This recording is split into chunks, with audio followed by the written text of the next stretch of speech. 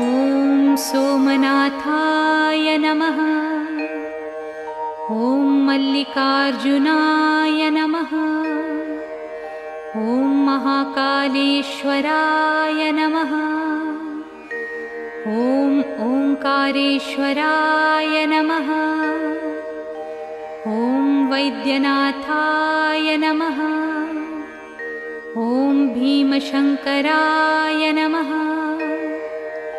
ॐ रामेश्वराय नमः।